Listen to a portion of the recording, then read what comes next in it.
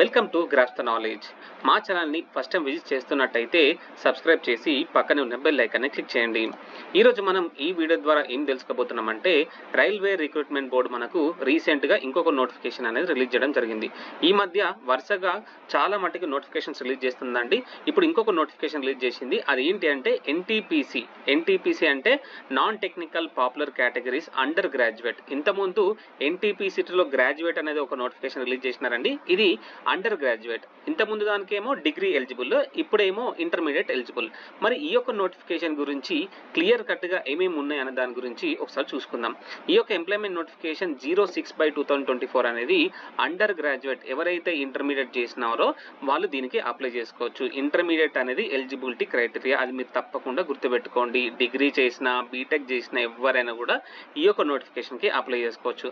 మరి దీంట్లో ఏమేమి పోస్టులు ఉన్నాయంటే commercial come ticket clerk, accounts clerk cum typist, trains clerk, junior clerk cum typist. మరి దీనికి సంబంధించిన మనకు క్లియర్ కట్గా వేకెన్సీస్ చూసుకున్నట్టయితే కమర్షియల్ కమ్ క్లర్క్ వచ్చేసి అంటే కమర్షియల్ కమ్ టికెట్ క్లర్క్ వచ్చేసి మనకు లెవెల్ థర్డ్ అంటే ఏదైతే థర్డ్ లెవెల్ మనకు పే చేయడం జరుగుతుందండి పే స్కేల్లో. దీంట్లో మనకు ఇనిషియల్ పే ఎంత ఉంటుంది, 21,700 రూపీస్ వరకు ఉండడం జరుగుతుంది. దీనికి ప్లస్ మనకు HRA, DA, next railway allowance ఇవన్నీ కూడా కలిపి చాలా మొత్తంగా ఎక్కువనే వస్తుంది. అదేవిధంగా దీనికి సంబంధించిన ఏజ్ క్రైటీరియా ఎంత వరకు ఉన్నదంటే 18 ఇయర్స్ నుంచి 30 ఇయర్స్ మధ్యలో ఉన్న వాళ్ళు అప్లై చేసుకోవచ్చు. ఇంతకుముందు కాకపోతే రీసెంట్గా మనకి ఏం చేసినారంటే కోవిడ్ని దృష్టిలో పెట్టుకొని ఇంకా 3 ఇయర్స్ కూడా యాడ్ చేయడం జరిగింది. అంటే 18 ఇయర్స్ నుంచి 33 ఏజ్ మధ్యలో ఉన్న వాళ్ళు ఈ యొక్క నోటిఫికేషన్కి అప్లై చేసుకోవచ్చు. దీనికి సంబంధించిన ఎన్ని వేకెన్సీస్ ఉన్నాయి, మనకు 2022 వేకెన్సీస్ అనేవి ఉండడం జరిగింది. ఎన్ని ఆల్ ఆర్ఆర్బి కేటగిరీస్లో. అదేవిధంగా నెక్స్ట్ చూసుకున్నట్టయితే మనకు అకౌంట్ క్లర్క్ కమ్ టైపిస్ట్, దీనికి సంబంధించింది కూడా మనకు లెవెల్ సెకండ్ మనకు దీని ప్రకారంగా శాలరీ అనేది ఇవ్వడం జరుగుతుందండి. ఇనిషియల్ పే మనకు 19,900 ఉండడం జరిగింది. అదేవిధంగా దీనికి సంబంధించిన ఏజ్ క్రైటీరియా 18 ఇయర్స్ నుంచి 33 ఏజ్ మధ్యలో ఉన్న వాళ్ళు అప్లై చేసుకోవచ్చు. కొంతమందికి ఏజ్ రిలాక్సేషన్ ఇచ్చినారండి. నెక్స్ట్ అంటే దీనికి సంబంధించిన ఈ వీడియోలో చెప్తాను, అది కూడా గుర్తుపెట్టుకోవాలి. దీనికి సంబంధించిన వేకెన్సీస్ ఎన్ని ఉన్నాయి, 361 వేకెన్సీస్ అనేవి ఉండడం జరిగింది. అదేవిధంగా జూనియర్ క్లర్క్ కమ్ టైపిస్ట్ చూసుకున్నట్టయితే దీనికి కూడా లెవెల్ 2 మనకి ఇవ్వడం జరుగుతుందండి. 19,900 అంటే 19,900 రూపీస్ ఇనిషియల్ పే అనేది ఉండడం జరిగింది. దీనికి కూడా HRA, DA, next railway allowance ఇవన్నీ కూడా కలిపి మనకు ఎక్కువ మొత్తంలో రావడం జరుగుతుంది.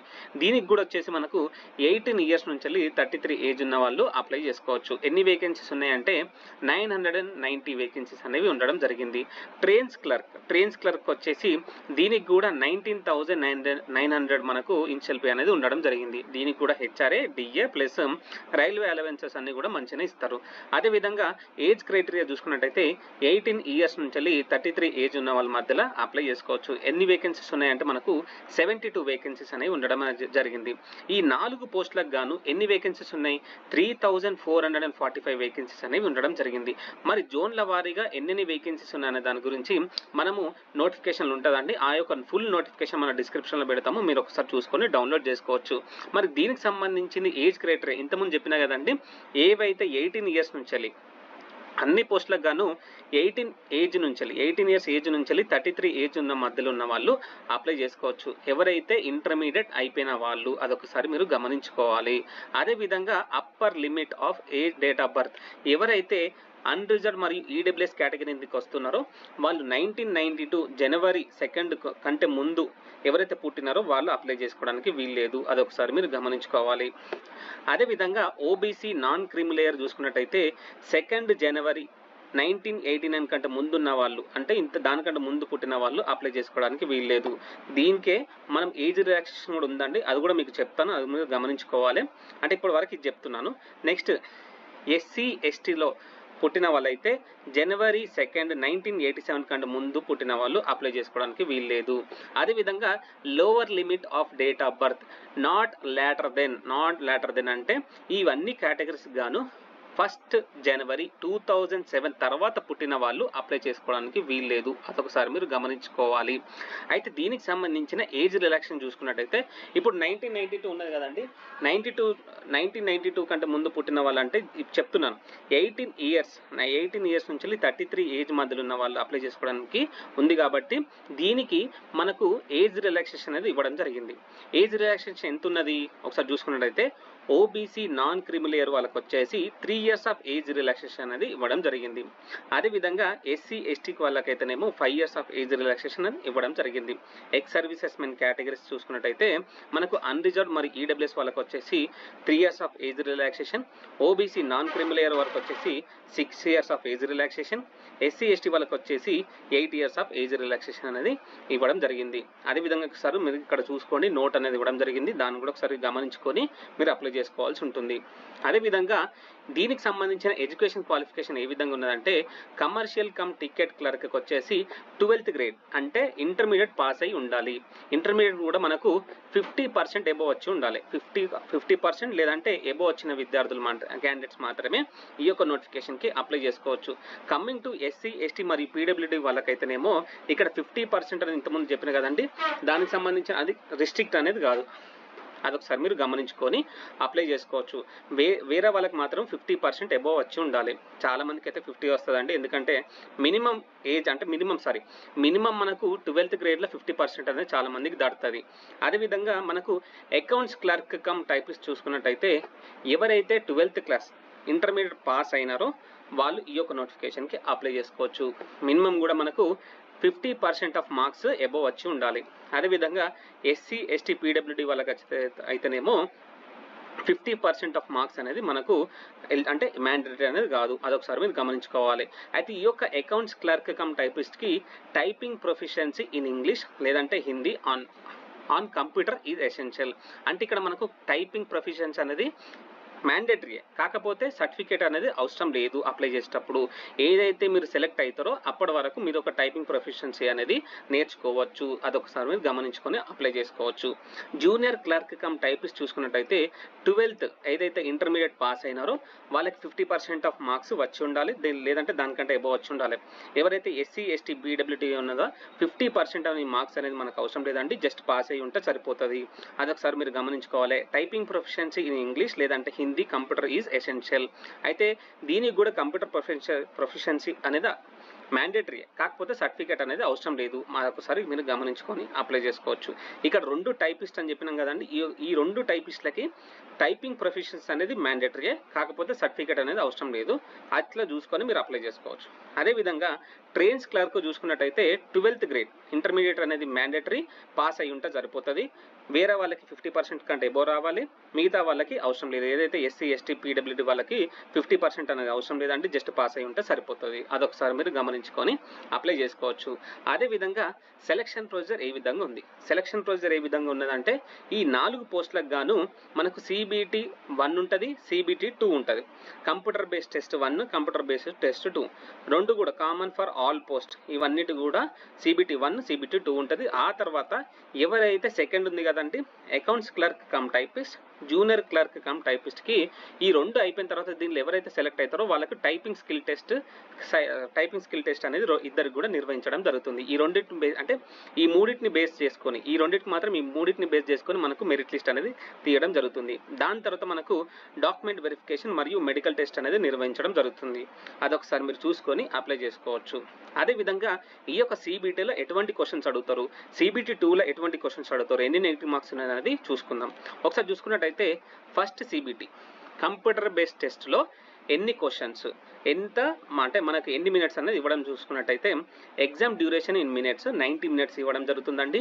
General awareness 40 questions, mathematics 30 questions, general intelligence and reasoning వచ్చేసి 30 questions. మొత్తం కూడా మనకు 100 questions అనేది ఆన్సర్ చేయాలి 90 minutesలో. అదొకసారి మీరు గమనించుకోవాలి. ఒకవేళ పీడబ్ల్యూడీ క్యాండిడేట్స్ అయితేనేమో 20 నిమిషాలు ఎక్స్ట్రా ఇస్తారు. అట్లా చూసుకొని మీరు అప్లై చేసుకోవచ్చు. అదేవిధంగా దీనికి సంబంధించిన నెగిటివ్ మార్కింగ్ చూసుకున్నట్టయితే 1/3 నెగిటివ్ మార్కింగ్. ఏదైతే మనకు రాంగ్ ఆన్సర్ చెప్తామో రాంగ్ ఆన్సర్ ఇచ్చినట్టయితే దానికి 1/3 నెగిటివ్ మార్క్ అనేది తీయడం జరుగుతుంది. అంటే 3 తప్పులు పోతే 1 మార్క్ తీసేయడం జరుగుతుంది. అట్లా చూసుకొని మీరు అప్లై చేసుకోవచ్చు. అదేవిధంగా ఎవరైతే ఈ యొక్క సిబిటి కంప్యూటర్ బేస్డ్ ఫస్ట్ దాంట్లో సెలెక్ట్ అవుతారో అంటే వాళ్ళు దానికి సెకండ్ బేస్డ్కి సెలెక్ట్ అవుతారు, సెకండ్ సిబిటికి సెలెక్ట్ అయిన విద్యార్థులు వాళ్ళు ఉంటారు కదండి, వాళ్ళకి అంటే 15 times 1:15 సెలెక్ట్ చేస్తారు ఈ యొక్క సిబిటికి.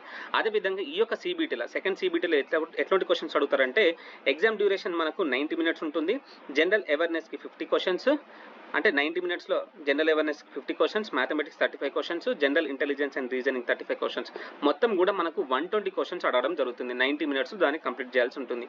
దీనికి కూడా 1/3 నెగిటివ్ మార్కింగ్ అనేది ఉండడం జరుగుతుందండి. దాన్ని చూసుకొని మీరు అప్లై చేసుకోవాల్సి ఉంటుంది. దాన్ని చూసుకొని కూడా మీరు మంచిగా చదువుకోవాల్సి ఉంటుంది. అదొకసారి మీరు గమనించుకోవాలి. దీనికి సంబంధించిన మనకు ఇంపార్టెంట్ డేట్స్ చూసుకున్నట్టయితే మనకు పబ్లికేషన్ ఇన్ ద ఆర్ఆర్బి ఏదైతే మన నోటిఫికేషన్ ఇప్పుడు వచ్చింది 28th September 2024 రావడం జరిగింది.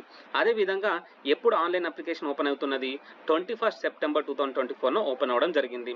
అదేవిధంగా closing of online registration of application ఎప్పుడు మన క్లోజింగ్ డేట్ అంటే లాస్ట్ డేట్ ఎప్పుడు ఉన్నది 28th October 2024 at 11:59 అంటే మనకు ఏదైతే 11:59 వరకు లాస్ట్ డేట్ అనేది ఉండడం జరిగిందండి. 28th October 2024 వరకు లాస్ట్ డేట్ వరకు మీరు వెయిట్ చేయొద్దు, దానికంటే ముందే అప్లై చేసుకోండి, ఎందుకంటే సర్వర్ బిజీ అనేది రావడం జరుగుతుంది. అదొకసారి మీరు గమనించుకొని అప్లై చేసుకోవచ్చు. అయితే చాలా మంది కూడా రిజిస్ట్రేషన్ చేసేసి నెక్స్ట్ పేమెంట్ దగ్గర కొంతమంది ఆగిపోతారు. అప్పుడు కొంతమంది మర్చిపోయినా కూడా 21st October 2024 అదేవిధంగా 22nd October 2024 ఈ 2 రోజులలో ఫీ పేమెంట్ అనేది చేసుకోవచ్చు. అదేవిధంగా ఫీ పేమెంట్ కూడా ఎంత వరకు ఉన్నది, ఎంత కట్టచ్చు అనేది ఈ వీడియోలో తెలుసుకుందాం. అంటే ఒకసారి మీరు గమనించుకోవాలి. అదేవిధంగా date for modification window for corrections in application form with payment of modification అంటే ఇక్కడ చూడండి, మీరు ఏదైతే అప్లై చేసేటప్పుడు ఇంకేమైనా తప్పులు దొరికినట్లయితే తప్పులు మీరు చేసినట్టయితే తప్పులైతే చేయొద్దు, తప్పకుండా ఒకసారి మీరు క్లారిటీగా నింపండి. మీరు ఇంకేమైనా అక్కడ మీకు మిస్టేక్స్ అయినట్టయితే మోడిఫికేషన్స్ ఏ రోజున చేసుకోవచ్చు అంటే 23rd October 2024 మరియు అప్పటి నుంచి వెళ్ళి మనకు 1st November 2024 మధ్యలో ఈ యొక్క మోడిఫికేషన్ అనేది విండో అనేది ఓపెన్ అవ్వడం జరుగుతుంది. దానికి మనం డబ్బులు కట్టి ఎడిట్ చేసుకోవాల్సి ఉంటుంది. అదొకసారి మీరు గమనించుకొని చూసుకోవాల్సి ఉంటుంది. అదేవిధంగా దీనికి సంబంధించిన అప్లికేషన్ ఫీ చూసుకున్నట్టయితే for all candidates except the fee concession categories mentioned in the serial number 2 దీనికి కాకుండా మనకు మిగతా వాళ్ళందరూ కూడా 500 రూపీస్ అనేది పే చేయాల్సి ఉంటుంది. వాళ్ళందరూ కూడా 500 రూపీస్ పే చేస్తే 400 రూపీస్ అనేది రిఫండ్ ఇవ్వడం జరుగుతుంది. ఒక 100 రూపీస్ మాత్రమే కట్ చేసుకుంటారు. ఎప్పుడు ఏదైతే ఫస్ట్ సిబిటి రాసిన తర్వాతనే మనకు 400 రూపీస్ అనేది మనకు రిటర్న్ చేయడం జరుగుతుంది. ఎవరైతే ఎస్సీ ఎస్టీ మరియు మైనార్టీ కమ్యూనిటీస్ అదేవిధంగా ఎకనామికలీ బ్యాక్వర్డ్ క్లాసెస్కి వచ్చేసి మిగతా ఆల్ ఫీమేల్ క్యాండిడేట్స్ కూడా ఎవరైతే అన్ని కేటగిరీకి సంబంధించిన ఫీమేల్ క్యాండిడేట్స్ కూడా అదేవిధంగా ఎక్స్ సర్వీసెస్ మెన్ వాళ్ళందరూ కూడా 250 రూపీస్ పే చేయాల్సి ఉంటుంది. ఈ యొక్క 250 రూపీస్ కూడా మనకు రిఫండ్ రావడం జరుగుతుంది. ఇప్పుడు ఫస్ట్ సిబిటి ఎగ్జామ్ రాసిన తర్వాత ఈ యొక్క 250 రూపీస్ అనేది మనకు మన బ్యాంకుకి రావడం జరుగుతుంది. ఎవరైతే అప్లై చేసేటప్పుడు మీ బ్యాంక్ డీటెయిల్స్ అడగడం జరుగుతుందండి. మీ బ్యాంక్ డీటెయిల్స్ మాత్రమే పెట్టండి. అంటే మీరు మీ సేవ ఇంటర్నెట్ వాళ్ళ బ్యాంక్ డీటెయిల్స్ పెడితే మాత్రం మీ యొక్క అప్లికేషన్ ఫీ అనేది వాళ్ళకు రిఫండ్ అవ్వడం జరుగుతుంది. అదొకసారి మీరు గమనించుకొని మాత్రము మీ యొక్క బ్యాంక్ డీటెయిల్స్ మాత్రమే పెట్టాలి. అదొకసారి మీరు గమనించుకోండి. అదేవిధంగా దీనికి సంబంధించింది కూడా మనం ఏ విధంగా అప్లై చేసుకోవచ్చు అంటే రైల్వే రిక్రూట్మెంట్ సికింద్రాబాద్ బోర్డు ఈ యొక్క వెబ్సైట్కి వెళ్ళిన తర్వాత ఈ విధంగా హోమ్ పేజ్ అనేది ఓపెన్ అవ్వడం జరుగుతుంది. అయితే ఈ విధంగా ఓపెన్ అయిన తర్వాత కింద స్క్రోల్ చేస్తే మనకి ఈ విధంగా ఉంటుందండి. ఇక్కడ చూడండి, central employment notice 06/2024 NTPC under graduate application link అని ఉంది కదండి. క్లిక్ హియర్ ఫర్ లింక్ ఇక్కడ క్లిక్ చేస్తే మనకు ఈ విధంగా ఓపెన్ అవ్వడం జరుగుతుంది. ఈ విధంగా ఓపెన్ అయిన తర్వాత ఇక్కడ అప్లై అని ఉంటుంది. అప్లై దగ్గర మనకు క్రియేట్ అకౌంట్ లేదంటే లాగిన్ అని ఉంటుంది.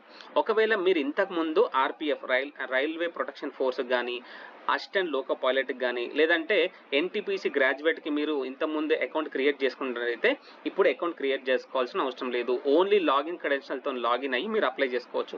ఒకవేళ కనుక మీరు క్రియేట్ అకౌంట్ కనుక క్రియేట్ చేసుకోకపోతే ఇప్పుడు క్రియేట్ చేసుకోవచ్చు. ఆ క్రియేట్ అకౌంట్ అయిపోయిన తర్వాత మళ్ళీ లాగిన్ అయ్యి మీరు అప్లై చేసుకోవాల్సి ఉంటుంది. ఉట్టి అకౌంట్ క్రియేట్ చేసుకున్నంత మాత్రం మీరు అప్లై చేసుకున్నట్టు కాదండి. మీరు క్రియేట్ చేసుకున్న తర్వాత ఆ యొక్క లాగిన్ క్రెడెన్షియల్తో లాగిన్ అయ్యి మిగతా డీటెయిల్స్ అన్ని నింపి సబ్మిట్ చేయాల్సి ఉంటుంది. మరి ఈ యొక్క క్రియేట్ అకౌంట్ దగ్గర మనం ఏ విధంగా క్రియేట్ చేసుకోవచ్చు అంటే అక్కడ క్రియేట్ అకౌంట్ అని క్లిక్ చేస్తే ఈ విధంగా మనకు ఓపెన్ అవ్వడం జరుగుతుంది. ఇక్కడ చూడండి, కంట్రీ ఫర్ నేషనాలిటీ ఇక్కడ మనం ఇండియన్ అని క్లిక్ చేయాలి. అదేవిధంగా ఫుల్ నేమ్ అని ఉంది కదండి. యాజ్ పర్ 10th క్లాస్లో మనకి ఏ విధంగా అయితే నేమ్ ఉంటుందో ఆ విధంగా నేమ్ మాత్రమే మనం ఎంటర్ చేయాలి. అదొకసారి మీరు గమనించుకోవాలి. అదేవిధంగా have you changed your name అంటే ఇంతకుముందు ఏమైనా నేమ్ చేంజ్ చేసుకున్నట్టయితేనేమో ఎస్ అని క్లిక్ చేయండి. చేంజ్ చేసుకోకపోతేనేమో నో అని క్లిక్ చేయండి. దాని తర్వాత మనకు డేట్ ఆఫ్ బర్త్ కూడా ఎంటర్ చేసేసి ఏదైతే 10th క్లాస్లో ఏ విధంగా అయితే డేట్ ఆఫ్ బర్త్ ఉందో అది కూడా మనం ఇక్కడ రీఎంటర్ చేసేసి జెండర్ కూడా ఎంటర్ చేసేసి రీఎంటర్ చేయాలి. మళ్ళీ ఆ తర్వాత ఫాదర్ నేమ్ 10th క్లాస్లో ఫాదర్ నేమ్ ఏ విధంగా అయితే ఉందో ఆ విధంగానే ఎంటర్ చేయండి. అదేవిధంగా దాన్ని కూడా ఇక్కడ రీఎంటర్ చేసేసి ఆ తర్వాత మనకు మదర్ నేమ్ కూడా ఎంటర్ చేసేసి మదర్ నేమ్ ఇక్కడ రీఎంటర్ కూడా చేసేసి ఆధార్ నెంబర్ ఎంటర్ చేయండి. ఆధార్ నెంబర్ వెరిఫై చేసుకోవాలి. వెరిఫై అంటే మనకు ఓటీపీ వస్తుంది. ఏదైతే ఆధార్ లింక్డ్ నెంబర్ ఉంటుందో దానికి ఓటీపీ వస్తుంది. అది ఓటీపీ ఇక్కడ ఎంటర్ చేసేసి వెరిఫై చేయించుకోండి. ఆ తర్వాత ఈమెయిల్ అడ్రస్ క్లిక్ చేయండి. ఈమెయిల్ అడ్రస్ దగ్గర మీరు ఈమెయిల్ ఐడి ఎంటర్ చేసేసి ఆ తర్వాత ఈ ఓటీపీ వస్తుంది. ఈమెయిల్ ఐడికి కూడా ఒక ఓటీపీ వస్తుందండి. ఏదైతే పనిచేసి ఈమెయిల్ ఐడి ఉంటుందో దాన్ని మాత్రమే ఇక్కడ పెట్టండి. ఆ తర్వాత ఓటీపీ వచ్చిన తర్వాత ఇక్కడ మనం ఓటీపీ ఎంటర్ చేసేసి వెరిఫై చేసుకోండి.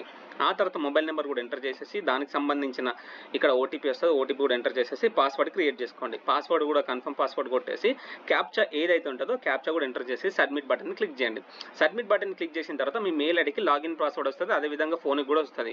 ఆ యొక్క లాగిన్ పాస్వర్డ్ని మీరు ఎంటర్ చేసేసి మిగతా డీటెయిల్స్ అన్నీ కూడా నింపండి. ఆ తర్వాత మీ ఎడ్యుకేషన్ డీటెయిల్స్ మీకు ఎక్కడెక్కడ ఉన్నాయి అవన్నీ కూడా ఎన్ని మార్క్స్ వచ్చినాయి అవన్నీ కూడా మీకు అడగడం జరుగుతుంది. ఫోటో సిగ్నేచర్ ఇవన్నీ కూడా అడగడం జరుగుతుంది. దాన్ని బట్టి మీరు అప్లై చేసుకోవాల్సి ఉంటుంది. అదేవిధంగా దీనికి సంబంధించింది కూడా మనకు వెబ్సైట్ చూసుకున్నట్లయితే rrbsikinderabaad.gov.in అనే వెబ్సైట్కి వెళ్ళి అప్లై చేసుకోవచ్చు. లాస్ట్ డేట్ చూసుకున్నట్లయితే మనకు 28th October 2024 లాస్ట్ డేట్ అనేది ఉండడం జరిగింది. అదొకసారి మీరు గమనించుకొని అప్లై చేసుకోవచ్చు. అదేవిధంగా మన ఛానల్ ద్వారా అన్ని జాబ్స్కి సంబంధించిన అదేవిధంగా అన్ని అడ్మిషన్ నోటిఫికేషన్ సంబంధించిన నెక్స్ట్ స్కాలర్షిప్స్కి సంబంధించిన ఇవన్నీ కూడా మనం అప్డేట్స్ ఇవ్వడం జరుగుతుందండి. ఎవరైతే ఈ యొక్క ఛానల్ని సబ్స్క్రైబ్ చేసుకున్నారో వాళ్ళందరికీ కూడా నోటిఫికేషన్స్ వస్తూ ఉంటాయి. సో మా ఛానల్ని సబ్స్క్రైబ్ చేసుకోండి. ఇటువంటి వీడియోస్ మీకు ఎటువంటి వీడియోస్ కావాలన్నా కూడా నెక్స్ట్ మా కామెంట్స్ ద్వారా తెలియజేసేస్తే మీకు తప్పకుండా అందిస్తాము. అటువంటి అప్డేట్స్ ప్రతి కూడా అప్డేట్స్ ఇవ్వడం జరుగుతుంది. అదొకసారి మీరు గమనించుకొని అప్లై చేసుకోవాల్సి ఉంటుంది. ఎవరైతే బీఎస్సీ నర్సింగ్ చేసిన వాళ్ళు కానీ లేదంటే ఇంతకుముందు పారామెడికల్ చేసిన వాళ్ళకి కూడా మెడికల్ రిక్రూట్మెంట్ బోర్డులో మనకు నోటిఫికేషన్ అనేది రిలీజ్ చేయడం జరిగిందండి. దానికి సంబంధించిన వీడియోస్ కూడా మన ఛానల్ ద్వారా అప్లోడ్ చేసినాను. ఇంతకుముందు మనకు ఆర్ఆర్బీ ఎన్టీపీసీ ఎవరైతే గ్రాడ్యుయేట్ అయిపోయిందో బీఏ బీఎస్సీ బీకామ్ బీటెక్ ఇవన్నీ అయిపోయినారో వాటికి సంబంధించిన ఎన్టీపీసీ గ్రాడ్యుయేట్ సంబంధించిన నోటిఫికేషన్ కూడా రిలీజ్ అయింది. వాళ్ళు కూడా మీరు ఈ యొక్క ఛానల్ ద్వారా దానిలో వెబ్సైట్లో మనకు ఈ యొక్క ఛానల్లో మనకు వీడియో ఉంటుందండి. దానిలో కూడా చూసుకొని అప్లై చేసుకోవచ్చు.